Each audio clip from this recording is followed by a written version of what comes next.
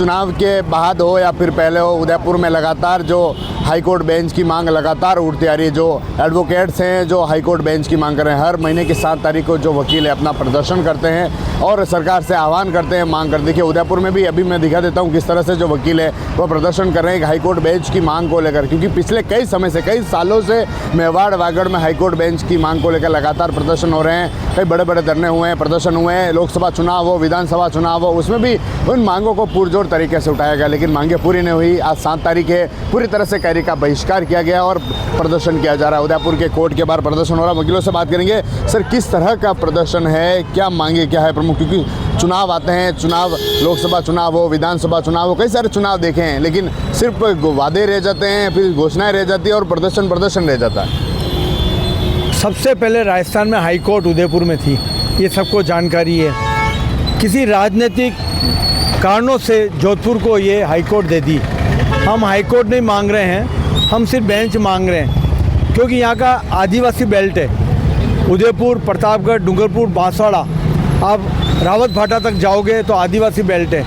और सबसे ज़्यादा पेंडिंग केस आज की तारीख में हाई कोर्ट के अंदर हमारे इस बेल्ट के हैं। अगर यहाँ के बेल्ट के केस ट्रांसफ़र होकर सर्किट बेंच आ जाती है यहाँ पे, या हाई कोर्ट की बेंच अगर हमारी यहाँ आ जाती है, तो ये समझ लो कि आधे केसेस वहाँ रह जाएंगे।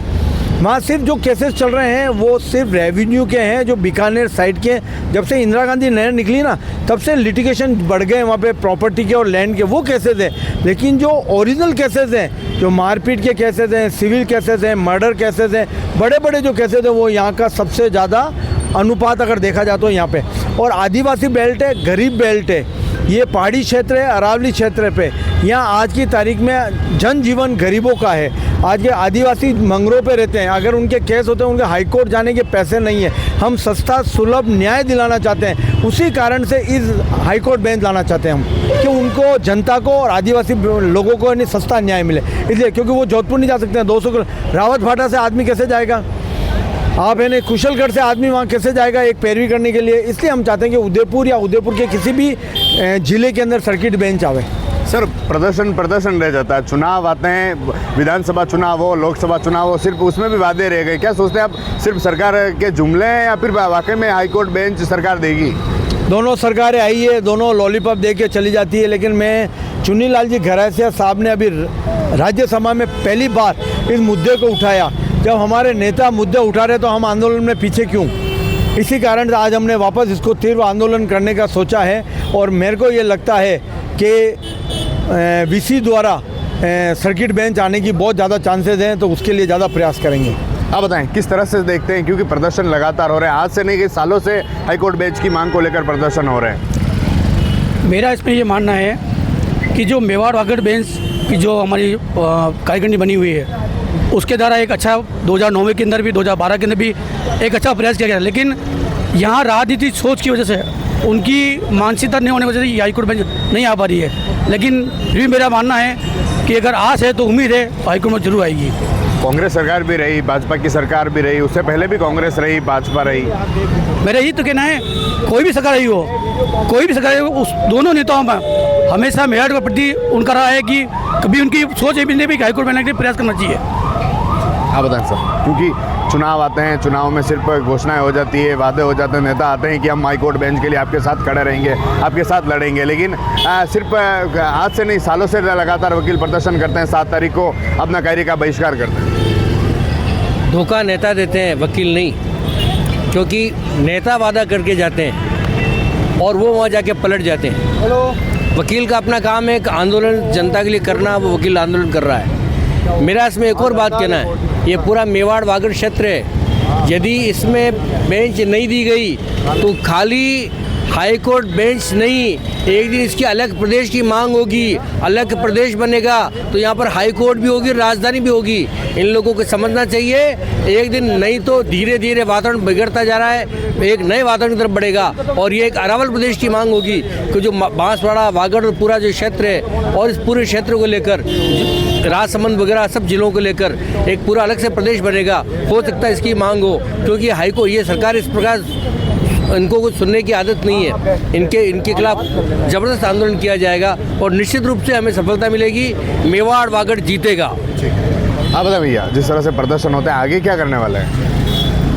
मेवाड़ वागड़ की जो मांग है हाई कोर्ट की, हम अधिवक्ताओं की नहीं है, संपूर्ण मेवाड़ वागड़ में रहने वाली प्रत्येक जनता की मांग है। ये पिछले 40-42 सालों से चल रही है और चले ही जा रही है। यहाँ कांग्रेस की सरकार भी आती है या बीजेपी की सरकार भी आती है। जैसा कि अभी पिछले चुनावों में हमने दोनों सरकारों से निवेदन किया कि जिसकी भी सरकार बनेगी या जो हमें पूर्णतया आश्वस्त करेगा हम उसको समर्थन करेंगे। हमने समर्थन किया, भाजपा की सरकार बनी, राजस्थान में भी बनी, केंद्र में भी बनी। तो विशेष रूप से अभी जो वर्तमान सरकार है, राजस्थान में भजन लाल जी और केंद्र में नरेंद्र मोदी, मैं दोनों ही सरकार से निवेदन करता हूं कि हम अधिवक्ताओं की मांग सुने और आने वाले जो चुनाव हैं जनवरी में, जो पंचायती राज के चुनाव में, आप लोग ये इस पे विशेष ध्यान दें कि अगर इसका इफेक्ट आप नहीं चाहते हो कि आपकी सरकार के प्रति विरोध में पड़े, तो आप हम अधिवक्ताओं की मांग स्वीकार करते हुए और हमें उदयपुर में हाईकोर्ट बेंच देवे। अन्यथा जिस प्रकार से हमने आपका सरकार चुनने में सहयोग किया, वैसा हम आपको हटाने में भी सहयोग करेंगे। आप बताएं, चुनाव आते हैं, घोषणाएं होती है, सिर्फ 7 तारीख का प्रदर्शन एडवोकेट्स द्वारा किया जाता है। कहीं कहीं चुनाव में सिर्फ लुभाने के लिए सरकार है और या फिर जो जनप्रतिनिधि इस तरह की बातें करते हैं क्या? ये हर बार इस तरह की एक लॉलीपॉप दे के और चले जाते हैं। बस मात्र उनका उद्देश्य ये है कि हम इनके इन प्रकार चुनाव जीत जाएं, लेकिन जनता भी इस चीज़ को देखती है। और रही बात हाईकोर्ट बेंच की, तो अधिवक्ताओं द्वारा तो हर संभव हर समय इसके लिए पुरजोर प्रदर्शन किया जाता है, सब कुछ किया जाता है, लेकिन सिर्फ राजनीति वाले आके अपने काम को करके और यहाँ से निकल जाते हैं। लेकिन इस बार ऐसा कुछ नहीं है। अभी बीच में उन्होंने वर्चुअल के लिए भी कहा था, लेकिन आज दिन तक उसका किसी प्रकार का कोई नहीं है। और भी बीकानेर में दे देंगे, यहाँ नहीं देंगे। अरे साहब, एक बात कहते हो उस पर खरे तो उतरो। और इसका बहुत बुरा प्रभाव पड़ेगा आने वाले समय में। जनता इतनी आक्रोश में आएगी, आपको अपनी सरकारें बचाना मुश्किल हो जाएगा। सर, आगे क्या रणनीति रहने वाली है, क्योंकि लगातार प्रदर्शन आप कर रहे हैं, आगे की रणनीति क्या है आपकी, कब आगे क्या करने वाले हैं? सबसे पहले हम जनता के बीच में जाएंगे। अब हम आंदोलन चालू कर दिया है। हम जैसे कैंडल मार्च है, जनता के सामने जाएंगे, मशाल जुलूस लेके जाएंगे, हम धरना देंगे। एक बार पहले हम जनता को वापस पुनः, जैसे हमारे संग पहले जनता जुड़ी हुई थी, हमने 2 बार उदयपुर शहर बंद करा है। जनता ठेला यूनियन से लगा के चैम्बर ऑफ कॉमर्स तक हमारे साथ थे। हम एक बार उनके पास जाएंगे और फिर इसकी रणनीति बना के और बहुत बड़ा आंदोलन करेंगे। तो देखिए, जिस तरह से हाई कोर्ट बेंच की मांग लगातार उठती आ रही है। विधानसभा चुनाव, लोकसभा चुनाव, जनप्रतिनिधि आते हैं, वकीलों से वादे करते हैं कि आपके लिए हम लाएंगे high court bench, virtual bench की करेंगे, लेकिन अभी तक ऐसा कुछ नहीं हुआ। वकील से हैं, उनका कहना है कि आगे पंचायती राज के चुनाव भी है, सरकार सुन ले हमारी मांग, नहीं तो फिर हम उस तरह से मजबूर हो जाएंगे। TV9 के लिए राजेश डांगी।